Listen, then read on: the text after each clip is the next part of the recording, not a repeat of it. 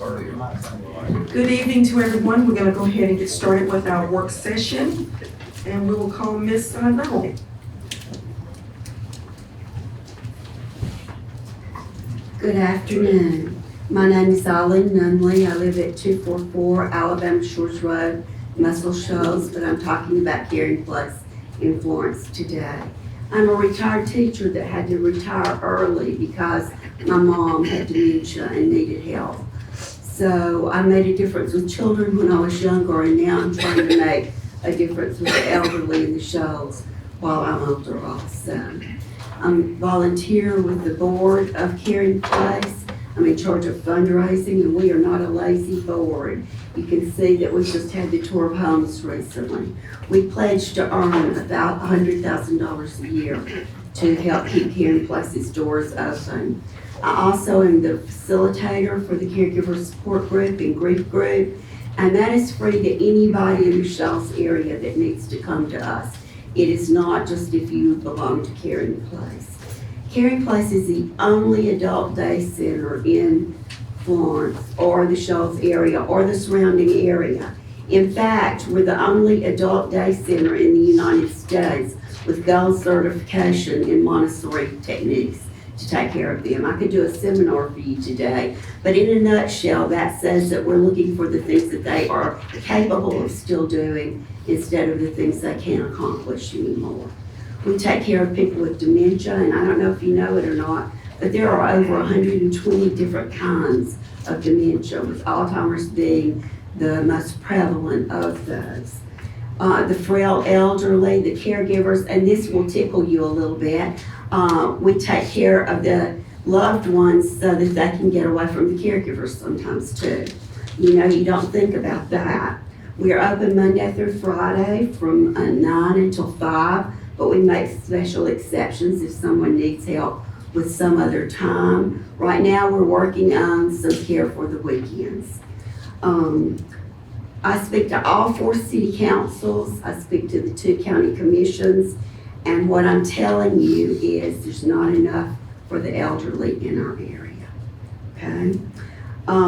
We have assisted living and nursing homes for more advanced cases. We have senior citizen centers, and y'all have a wonderful one in Florence for the people that are well enough to go. We have Meals on Wheels, which is just income oriented, so everybody's not even eligible to get that. And we have a wonderful NACOG that gives us 25 scholarships a year for $2,500 of care for 25 individuals. And that breaks down to about 4.5 months of care, 2 days a week, 4 hours a day for them. So that's it. That's all there is. We have people coming from Huntsville to look at us when they are working in Huntsville but want cheaper living. And if they have elderly, they don't come to us because we don't have the little individual homes that move to assisted living, that move on seamlessly to nursing home. We also have people moving from this area to places like Priceville to get that kind of care. We're behind folks. There have been a lot of emphasis lately on children, battered women, the homeless, pickleball, and animals, which are all very important causes. But the elderly are the people that built this town, paid their taxes, and worked hard. And it's time for us to help them too. The first several years that I visited the council, they gave me $5,000. And then Hester Cope came onto our board, and she took my hand and said, we're going to see the mayor and we're going to get $50,000. And I was like, I'll come with you, but we won't get $50,000. But we did that year. We did. The next year, we received $25,000 from Florence, and they encouraged Senator Melson to give us $25,000 so that we still had our $50,000. This year, I've requested $50,000 from y'all because I haven't heard from Senator Melson, even though I've asked for his help. We appreciate everything that's given to us, but we do need money to keep our doors open. We're one of the few things y'all have right now in the area for the elderly. We try to give back to the city, because you help us. We just had the holiday tour of homes, which sold about 500 tickets, and it spotlighted Florence and Muscle Shoals this year. We usually have between 20 and 25 clients at Caring Place, and everyone entering our program has a terminal illness. So we are like a revolving door with people always joining and leaving us due to the need for more skilled care or loss of life. Right now, we have 16 people in our group that are from Lauderdale County. We hope again that you will decide to to award us money that will help us keep our doors open. And I just wanted to give you a quick synopsis of what has happened to us, because you're a new board, and I don't know that you know that. We were in the Brandon Center, and we had invested $350,000 in the structure, and we read in the newspaper that the hospital had bought that and that we no longer had a place to go. So we've been coming back from the dust since then. From the time the hospital was built until it'll be 3 years this March that we've been open. We have been finding a place that we own, renovating it, we don't owe anything on it, and just trying to keep our doors open. So thank you for listening to me. Do you have any questions? Thank you. Thank you, Ms. Nunley. Mr. Jordan?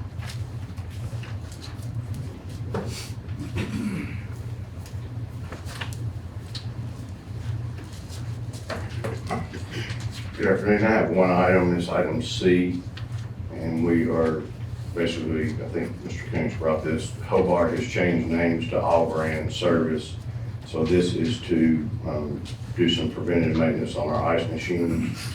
And we have 12, and this will be done twice a year for a total of $590 at each location, for a little over $7,000 for total. Any questions about that? Thank you. Thank you. Mr. Batson?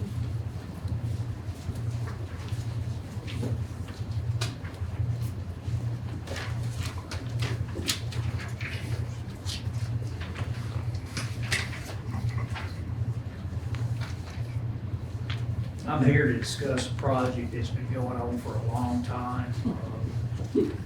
I know it was at least prior to 2015, but it's a project that is being done by the state, and the state's paying the majority of the funding, 80%, and the city will be paying 20%.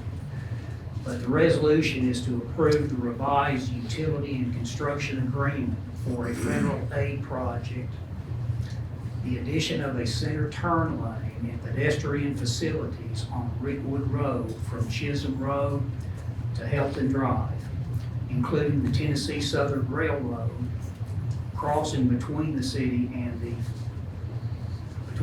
of Florence and the state of Alabama. The funding turns out to be 80% federal money and 20% city money. So that's basically what we're dealing with now. The project is going to really widen the street. What the plan is they're going to have a 12-foot wide shared use path on one side. And on the other side, they're gonna have sidewalks and everything. So, lots going into this, but, the funding, again, is 80% state and 20% city. Any questions? What's the timeline of this bill? Well, I mean, it's gonna be a significant project. I don't know how long it'll take, but, and just for future, understanding of this, when you deal with the state, I mean, they're meticulous about it. And I'm not kidding when I say that when we first started working on this, it was before 2015. And they got, we've got to be working on it, pretty earnestly, but, still, it's from 2015 to 2025, man, we're getting close to 11 years right now. So it's just, the state moves a little bit different from everybody else. Bill, is this one of those projects, we had one that came up last year like this that kind of caught the council off guard, and this being mostly a new council, when we deal with the state on these 80/20s, is this one of those where our 20 will become due when the state closes out the project? And it could be in future budgets when I that don't know how to happens? answer that. I wished I did, but, there could be fluctuations in cost. Now, I think that's, the state's usually pretty good about this being a representative cost, but, I just, a lot of these questions I don't know how to answer. Yeah. But I can tell you that, because we've got an interest in it, and, there's a lot, we'll be out there checking it every day. Bill, quick question. This is like the final phase. We've relocated all the utilities. It was an MPO project, is what it began as, right? Metropolitan Planning Organization, NACOG. I don't know, NACOG administer MPO. Is that how that works? Yeah. And so it's been through several phases. They've relocated all the utilities. They've done lots of preliminary work, engineering work, utility relocation. So this is the final phase of a project that it didn't just now start. It's had a lot of effort. Oh, yeah, gone into. it's been going on since before 2015. And this is the final step to Right. wrap it up. Right. So it's not the only work that's been done, it's the final steps, Yes. stages of work. Yes. Right. Any other questions? Thank you. Chief? Good afternoon. I have one item this afternoon. It's 11E. And this is a pretty standard, straightforward. It's a memorandum of understanding between the City of Florence and Industrial Emergency Services. They have basically needing access for facility usage to our training center. There's a couple of the props on the drill field. They're not wanting to use the building itself. They're just wanting access to the restroom facilities and a couple of the props that we have on the drill field. And they're going to be conducting some training for some industrial locations in and around the industrial park area. And they have identified at this point 2 separate weeks, a total of 10 days in the month of January that they would like to do this. And there is a reimbursement cost per day to the city for their usage of $500 per day. Any questions? Okay, thank you. Thank you. Mr. Cole?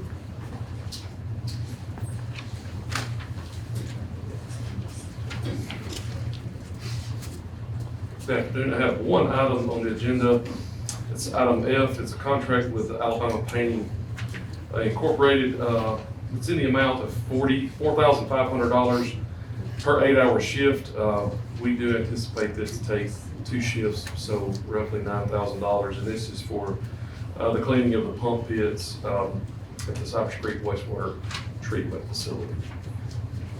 Any questions? Thank you. Thank you.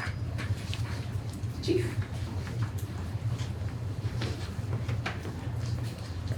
Good afternoon. I only have one item. It is item B on the regular agenda.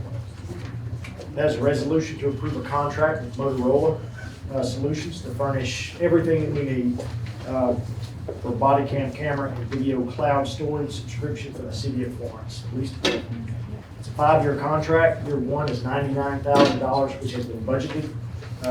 Years 2 through 5 is $125,000, which will be absorbed within my budget as well. Any questions? Thank you. Thank you. Mr. Mason?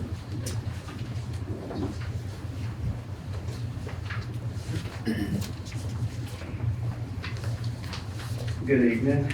I've got 2 items on the agenda. Both are emergency repairs to pay an invoice for Crowley Sons Plumbing. The beginning of October, we got a water leak in the restrooms on the 1st, 2nd, and 3rd floor of City Hall. And then at the end of October, we had a leak in the mechanical room behind the women's restroom on the first floor that was leaking into the basement. And those were emergency repairs that had to be made. I'll fix that. All fixed up. Any questions? Thank you. Mr. Combs?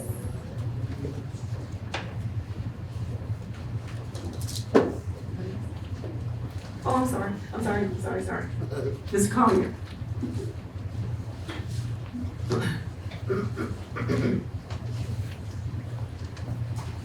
Good afternoon. Good afternoon. Good afternoon. I'm here as a citizen of Florence. That don't really live here much because of the work I do.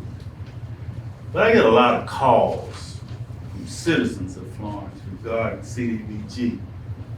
My background is I'm the chief executive officer of a nonprofit in Mississippi. I do about $10 million worth of federal grants every year. I interface with CDBG programs year in and year out. And when I get calls in my office in Mississippi from people in Florence because they feel as if they're not getting serviced by CDBG grants, and I'm looking at about $40,000 in resolutions that will probably be approved this evening. There's an abundance of concern. CDBG is developed by low income and moderate income communities. Therefore, the monies that are attributed to Florence, and I think Florence is a municipality that is entitled, is that correct? Anybody? No, you all know, okay, thank you. But I think this is an entitled community, and the people who live in Florence are entitled to get services. I spoke with a couple of citizens just last week that had been summarily approved to get some services, and then they were told that they couldn't get them. I called your CDBG director, Ms. Bailey, and she didn't return my call, so when you don't call, I come. That's why I'm here. There's something broken in reference to how this program is being operated. And I have several questions, and I'm sure I won't get any answers from the responses I have gotten thus far. But one thing is there should be a citizens committee. Is there a citizens committee that heads up CDBG for monthly or quarterly meetings from the low and moderate income communities? Maybe you don't know. But there should be a committee that answers to the citizens who actually are the generators of this entitlement monies, namely West Florence and some parts of East Florence. But I don't think it's being done properly. When I lived here, just transparency, for 15 years, I ran federal programs at Community Action of Northwest Alabama. So my teeth have been cut for the last 30 years all over the Southeast and the Eastern Seaboard running these programs. They're not new to me. So when I hear people call and say, and then I speak with someone from the agency that does the work and say that I was 99% sure I was gonna help this person, but when I sent it to the CDBG office, it was denied, something's wrong. Sometimes people are given too much power. You agree with that, Mayor Tyler? I think we're in a vacuum in America right now where people are given too much power and they're not really being reined in properly. Now, I know Ms. Bailey has run this division for, I know, at least 20 years. When Mayor Irons was in office, she was here. my first encounter was her taking a grant from a senior computer program in West Florence with no recourse or no feedback to me when I asked what happened. And so apparently she still operates the same way. So counselor, without being long-winded, and I'm simply here to say that you're tasked with doing a job that serves the city of Florence, not segments of Florence. And when people are in need, their unit is out, their windows are leaking, whatever it may be, and they are qualified for these programs, they should get the service. I don't know if you agree or not, but I think they should.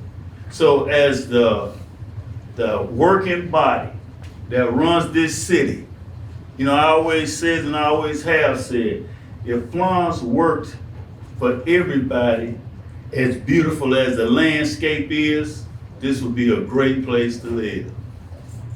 But it doesn't. So I just come and I realize nothing will change if nothing changes.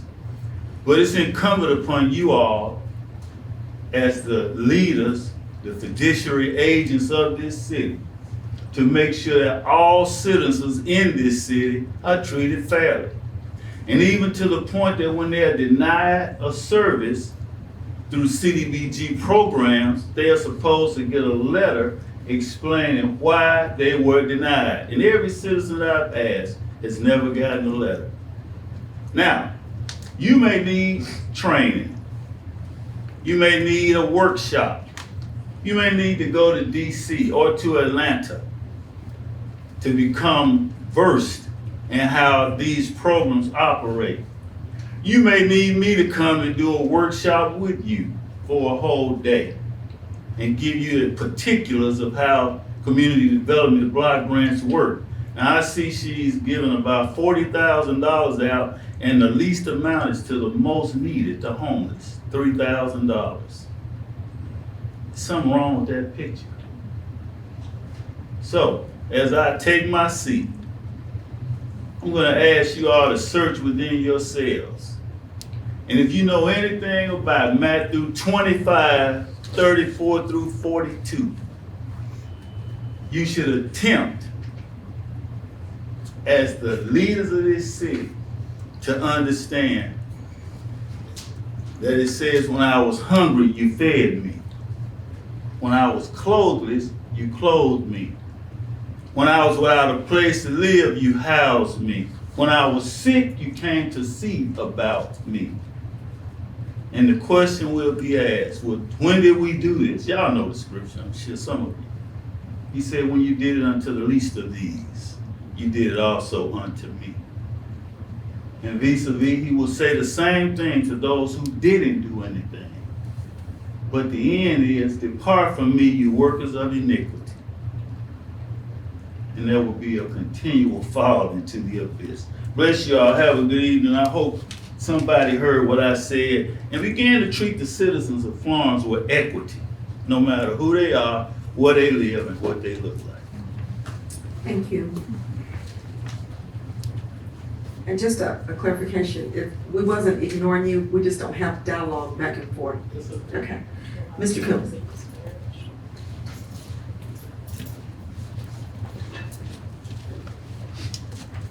Good afternoon. I have 4 things on the agenda. The first 2 are service contracts with Thompson Tractor Company to come to, first one solid waste and recycle, the second one in the street department to work on our machinery. We do this every year, kind of general services contract, what they're going to charge. They go up on us about every year. So these are just general contracts to come out and work on stuff. A lot of our capital stuff we use every day. Any questions on those 2? Okay, the next item 11K is a contract with CSG 4G Payments, Inc. We have a square at the landfill, that little thing that you put on the iPad to take credit cards for tipping fees at the landfill. We've had a lot of trouble with it. We've gone through 3 of them. Connectivity is bad, so we got with IT and came up with a new system here with our software company, which is the one that's on this agenda item here. And it's just a way for people to charge at the landfill. This one will be hardwired. It'll be about $450 machine. It should work a lot better than what we've had. Questions on that one? Yes. Will it capture the fees for us? That will, yeah. Okay. Yeah, they'll do everything, and then they're charging about 3.2% credit card usage fee Perfect, thank you. to the consumer, or to, other questions? And then finally, item 12C, regular agenda, is the purchase of a 2024 air burner from the city of Gadsden. The City of Gadsden has bought this machine to use. They lost their place to put it. And so they declared it through their council a surplus piece of equipment. I had budgeted in our solid waste budget $260,000 for this machine. They were gonna sell it to us for $208,000. I will still have to pay about $7,000, $8,000 to move it here. About a local guy that'll go pick it up and set it up in Industrial Park at the Starkey Drive property. We're saving quite a bit of money buying this thing. It's still under warranty. It's in good shape, and it's 8 hours on it.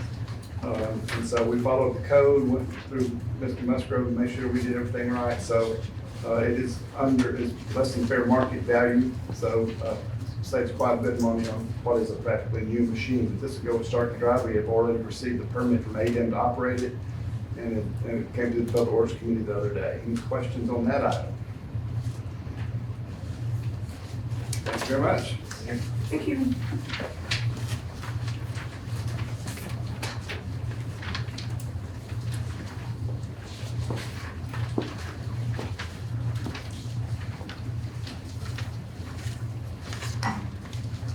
How are you all this afternoon? You ready for victory? Yes.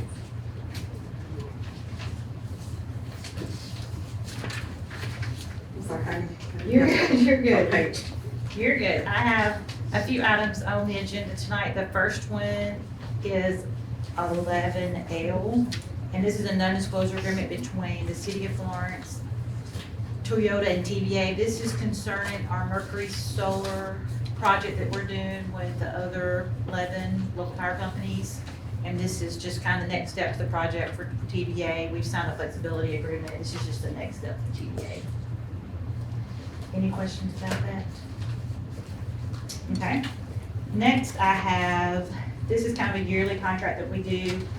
North Alabama Drilling. This is just a contract to continue services with them for any locations that we do not have the equipment to drill through solid rock. And so they have the equipment to do that. So this is a week contract with them. We don't use them a few times a year, but we like keeping it in place because when we need it, we need it. And we don't want to have to wait to get the contract signed. This is just a yearly thing that we do every year to keep in place as needed. Next, I have GeoSource. We have our old warehouse building. We just had some issues with some of the people staying sick all the time. So we are going to perform an air quality test on this building, and they are handling all that for us. So then after we get that back, we can evaluate it and determine what to do next. But this is just the initial air quality test. And the last two are kind of the same thing. These are kind of our yearly agreements. Robert Potts and Businesses All Brand. This is for our ice machines. This is just our yearly renewal. We're going to do maintenance on our ice machines that are at our warehouse. And then Maintenance Plus, the same, our yearly renewal for them to do maintenance on our HVAC units as needed. Y'all are getting a lot of these at the end of the year. Any questions? Okay, thank you. Ms. Bailey?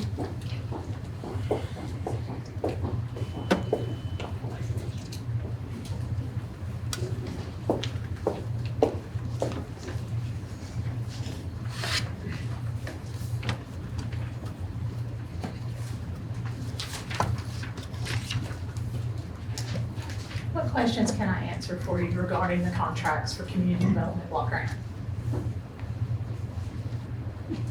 You and I had a conversation a few years back, and I was asking about the flexibility of those grants, and you said in the application process that generally those are earmarked and required to be used based on the grant application. Did I interpret that correctly? So for the contracts that you are approving tonight or will take up for consideration tonight, those are public service contracts. Public services are capped at 15% of the overall grant that we receive, which is $320,000 this year. Remember that CDBG is a formula grant, which means that annually that formula grant could change, but generally it sits between $320,000 and $325,000. It's based on your low, moderate income population of your entire city, not a particular section of your city. Some of you probably know that all districts have low, moderate income individuals residing in them. Low, moderate income areas, generally speaking, lie within the West Florence, East Florence, and North Florence areas. As far as public services go, that 15% cap hits at exactly $48,000. This year, these applicants received 100% of what they requested.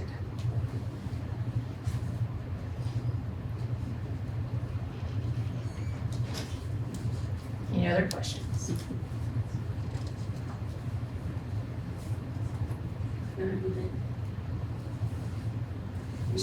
Please, I invite you to ask all the questions that you have.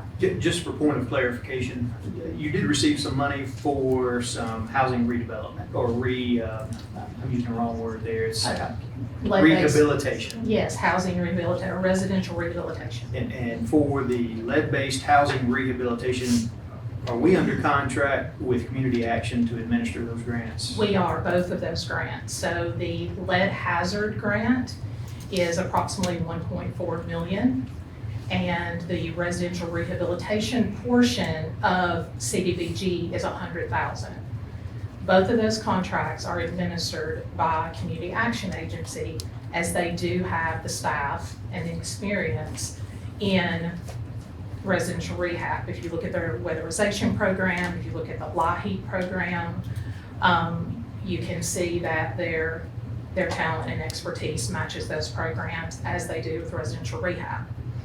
For this particular, well, actually for last year, this year, and the next 2 years, at a minimum, the $100,000 in residential rehabilitation money, which was presented to you as a contract in November, is the required match to that lead hazard grant, the 1.2 million.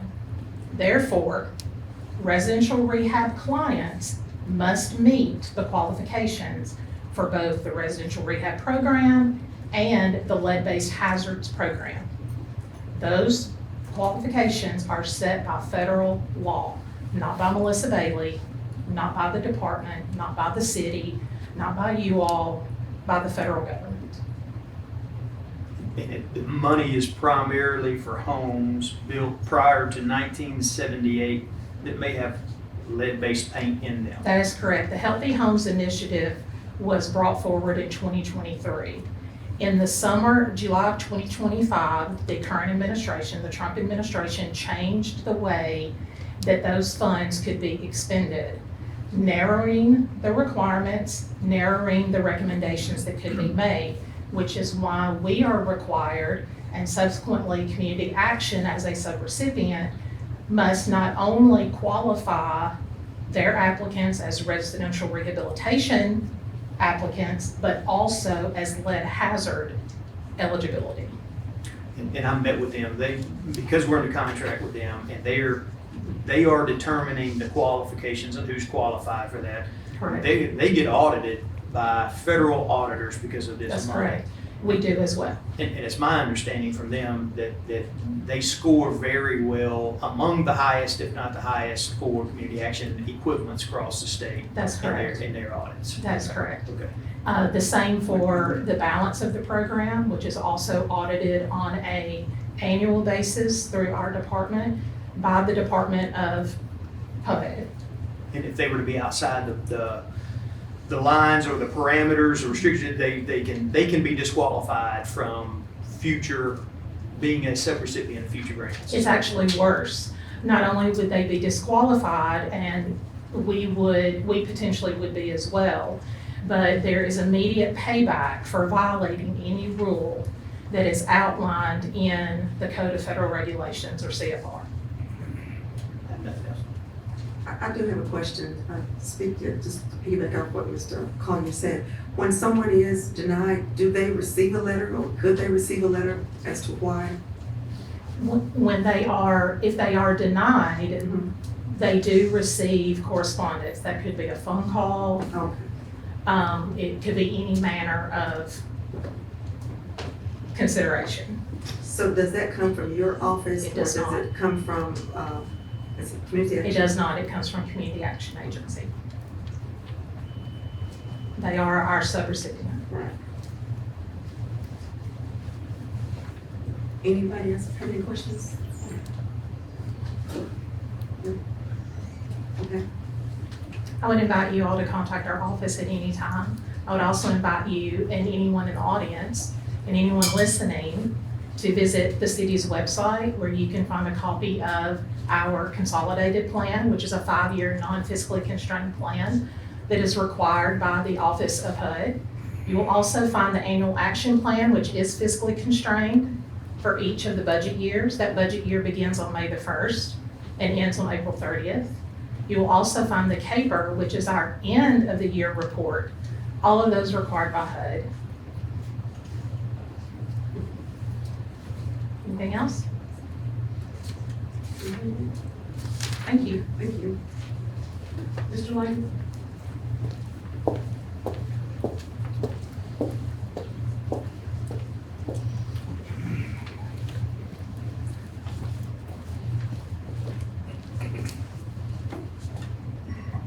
Good evening. I have 2 items on the regular agenda, items D and E. They're both alcohol beverage license applications. One for the operation of a special retail with on-premises liquor, beer, and wine by Compass Group USA Incorporated, doing business as Chartwells, located at 701 North Pine Street, Florence, Alabama, which is Flowers Hall on the UNA campus.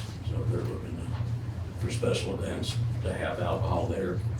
And my understanding is going forward at a later date, they're looking at also the football stadium and possibly the baseball stadium is what I'm being told. The other one is a resolution approving alcohol beverage license application for the operation of a full menu restaurant with on-premises liquor, beer, and wine by Logan's Roadhouse Enterprises LLC, doing business as Logan's Roadhouse 312, located at 2890 Florence Boulevard, Florence, Alabama. And this is a change of ownership. All right, thank you. Thank you. Mr. Bowen? Yes, on the regular agenda, item 12A, this was on the previous agenda that did not receive immediate consideration. This is a extension for the Rebird Hotel. Their contract was ending 31st of this month, so it is an 8-month extension to that contract.